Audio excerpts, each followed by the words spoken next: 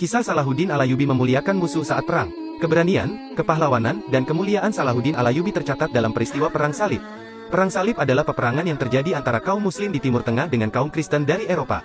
Meskipun sedang dalam suasana perang dan penuh permusuhan, namun hal itu tidak menghalangi Salahuddin untuk memaafkan dan berbuat kebaikan pada musuhnya.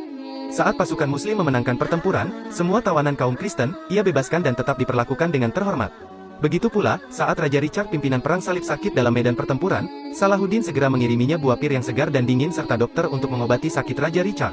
Padahal selama Perang Salib, pasukan Eropa itu pernah membantai 70.000 umat muslim di Yerusalem, Palestina. Raja Richard pun tersentuh dan segera melakukan perundingan damai dengan umat Islam saat itu.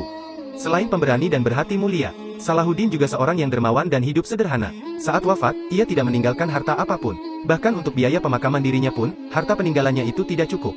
Pesan moral, kesederhanaan akan mengantarkan seseorang pada kemuliaan. Kisah Salahuddin Alayubi memuliakan musuh saat perang. Kisah ketika Nabi Adam melihat cahaya Nabi Muhammad.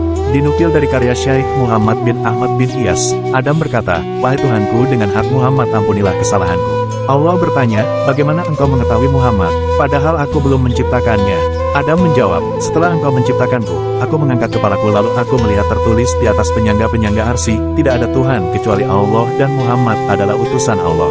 Maka aku yakin bahwa engkau tidak akan menyandingkan namamu kecuali dengan nama makhluk yang paling engkau cintai. Hai Adam, engkau benar, dan aku telah memaafkan kesalahan-kesalahanmu karena engkau meminta ampun kepadaku dengan hak Muhammad.